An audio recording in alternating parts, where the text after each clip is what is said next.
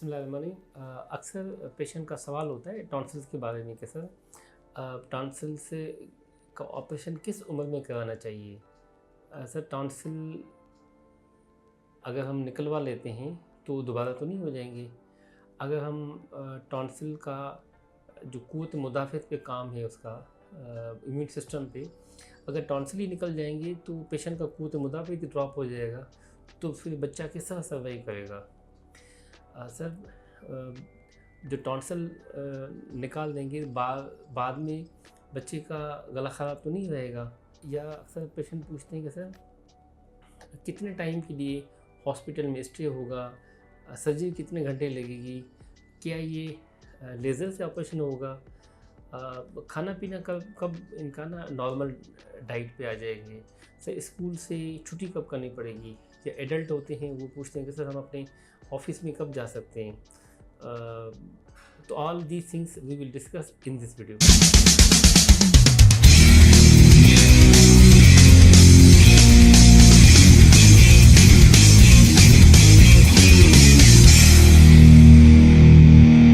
My name is doctor Tariq Ali Shaikh, ENT head and neck surgeon. बुनियादी तौर पे जो टॉन्सिल्स हैं वो गले के अंदर दो टॉन्सिल्स हैं। अल्लाह ताला ने एक सिस्टम रखा हुआ इम्यून सिस्टम के तौर पे।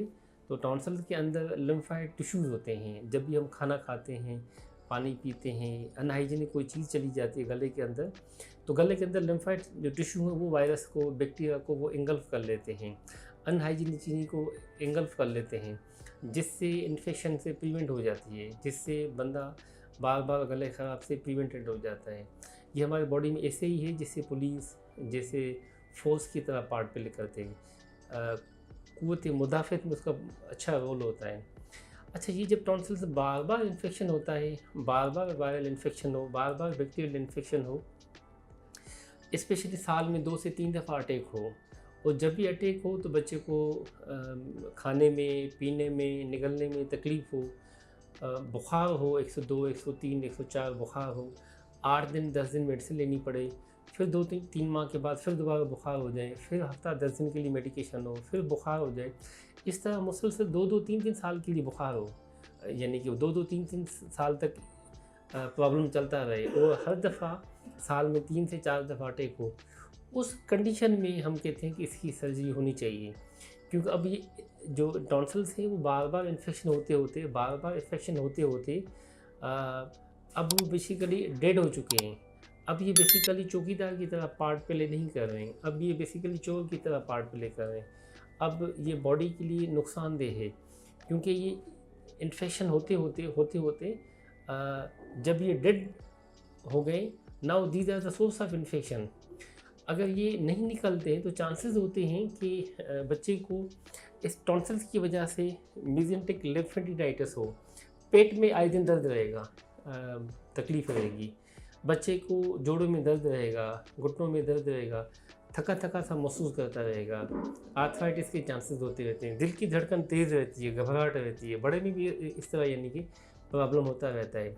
अच्छा, इसी की वजह से बार बार बच्चा ना थोड़ा सा थका थका सा महसूस करता है, अनअटेंटिव रहता है, ग्रोथ पे उसका इफेक्ट होता है, क्योंकि अनएबल टू स्ट्राइव होता है कि 8-8 मेडिसिन, 10-10 दिन मेडिकेशन, 15-15 दिन मेडिकेशन ली, फिर 2-3 महीने के बाद फिर मेडिकेशन, फिर 2-3 महीने के बाद बार बार मेडिकेशन, तो अल्टीमेटली लाइफ स्टाइल डिस्टर्ब हो जाती है, तो उसकी वो प्रॉपर ग्रोथ नहीं हो पाती। इसी तरह अगर वो नहीं प्रॉपर ट्रीट किए जाते तो कान और गले के दरमियान जो ट्यूब है वो ब्लॉक हो जाता है, अल्टीमेटली कानों से रेशा आना स्टार्ट हो जाता है, कान बंद होना शुरू हो जाते हैं, कानों से पी पे रेशा आना शुरू हो जाता है। तो बाद जब हम कानों का देखते हैं कि कानों में सुनाई का प्रॉब्लम है, कानों में रेशा वगैरह आता है, तो हम कहते हैं इसकी ना टॉन्सिल की सर्जरी होगी। तो पेशेंट कहते हैं कि सर प्रॉब्लम उसका कानों का है, आप सर्जरी टॉन्सिल की कर रहे हैं, या नाक के पीछे गुदूद होता है बात उसकी वजह से हो, तो आप ऑपरेशन उसका कर रहे हैं, because the primary source of infection lies in the nose and the paranasal sinuses, the primarily the source lies in the tonsils, जिसकी वजह से कानों में प्रॉब्लम आ रहा है, जिसकी वजह से ग्रोथ इफेक्ट आ रहा है, जिसकी वजह से दिल की धड़कन तेज़, घबराहट हो रही है, जिसकी वजह से जोड़ों में दर्द हो रहा है, जिसकी वजह से खाने पीने में प्रॉब्लम हो रहा है, जिसकी वजह से बार बार ये चीज़ें हो रही हैं।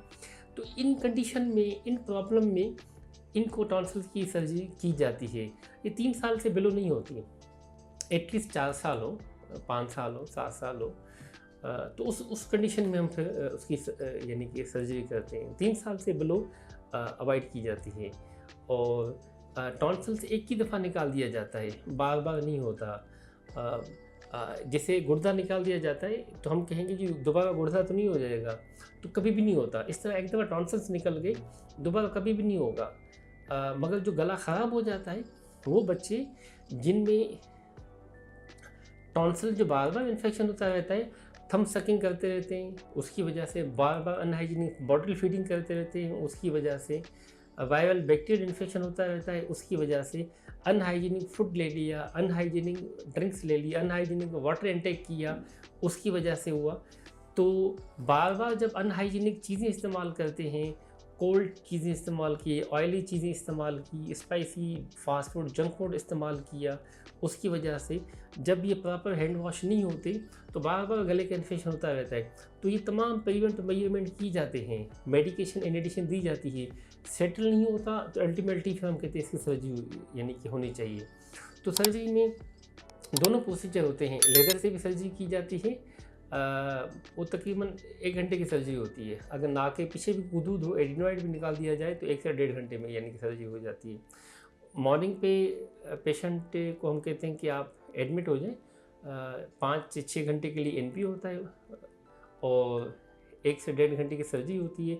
सर्जरी के 5 से 6 घंटे के बाद हम कहते हैं कि आप इनटेक स्टार्ट कर लें, यानी कि सुबह को अगर पेशेंट आ जाए तो शाम को डिस्चार्ज हो जाता है। जब फर्स्ट डे होता है तो हम कहते हैं कि आप ऑपरेशन के 5-6 घंटे के बाद ठंडी चीज़ इस्तेमाल करें, जैसे ठंडा पानी हो गया, आइसक्रीम हो गई, ठंडा दूध हो गया, 1 आइसक्रीम 2 आइसक्रीम दे दिया आपने। तो कोल्ड ड्रिंक्स, कोल्ड बेवरेजेज ये हम यानी कि इस्तेमाल करवाते हैं कि आप लें एक चीज़।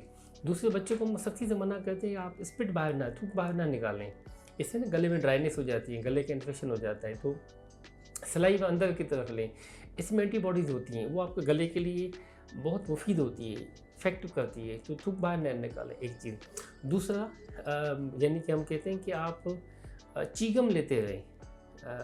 फर्स्ट डे जब एनपी उसका ख़त्म हो जाता है हम कहते हैं एटलीस्ट 4 से 6 आप चीगम लें, मुसलसल चीगम लें, क्योंकि गले की फेरेंक्स से जितनी मूवमेंट्स होती रहती है, मसल्स मूवमेंट होती रहती है, उतनी हीलिंग अच्छी होती रहती है, उतनी हीलिंग अच्छी होती रहती है, वो बच्चा बेहतरी की तरफ चला जाता है। तो पहले दिन पे हम कहते हैं कि आप कोल्ड ड्रिंक्स वगैरह लें, नेक्स्ट डे हम कहते हैं आप सॉफ्ट डाइट लें, आप दलिया लें, आप कस्टर्ड लें, आप साबूदाना लें, आप सब्जियां लें, इस तरह की चीज़ें आप इस्तेमाल करें। मगर साथ साथ आपकी चीगम चलता रहेगा, फ्रेश अप चीगम, बबल अप चीगम आप देते रहेंगे। थर्ड डे पे हम कहते हैं कि आप बेशक आप रोटी शोटी स्टार्ट कर लें, आप नरम रोटी करके आप ले लें, आहिस्ता आहिस्ता रोटी पे आप लें। अच्छा, वो जिन जो बच्चे होते हैं इनटेक नहीं करते हैं, हम कहते हैं ज़बरदस्ती भी ले लें, दर्द भी होगा, नो इशू एट ऑल। जो बच्चे मुसलसल अच्छे तरीके से चीगम खाते रहते हैं, सलाइवा अच्छी तरीके से निगलते हैं, खाना पीना अच्छी तरीके से स्टार्ट कर लेते हैं, ये तो बिल्कुल 5 से 7 दिन के बाद ऐसे हो जाते हैं जैसे नॉर्मल, जैसे कुछ हुआ ही नहीं। इस वजह से 5 से 7 दिन मैक्सिमम हम उसको कहते हैं बेड रेस्ट करें। बड़े जो भी हैं उनको भी हम कहते हैं कि एटलीस्ट 5 to 7 डेज़ आप घर पे रहें, घर पे आप रेस्ट करें, आप नहाएं, आप माउथ वॉश करें, गार्गल्स करें। और साथ साथ में जब आपको डिस्चार्ज के दौरान एंटीबायोटिक दी गई हैं कि आप एंटीबायोटिक लें, एंटीबायोटिक लें, एंटीहिस्टामिन लें, पीपीआई में लें, माउथ वॉश करें, ठीक है।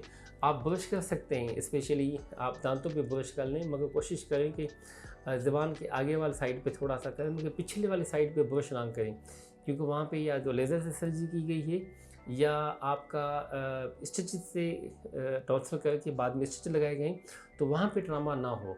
तो दोनों चीज़ों से हम प्रिवेंट कहते हैं। बाद में भी पेशेंट को हम कहते हैं आप हफ्ते के बाद हमें फॉलोअप करें, तो 2-3 दफ़ा फॉलोअप करते रहते हैं। तो वो पेशेंट जिनको टॉन्सिल का ये प्रॉब्लम हो जाता है, उनको ये चीज़ें प्रिवेंट मेजरमेंट होती हैं, ये उसके काजेज़ हैं, ये हॉस्पिटल स्टे का टाइम है, पोस्ट ऑप केयर है, और साथ में 1 वीक के बाद हम उसको फॉलोअप करते रहते हैं। Thank you so much.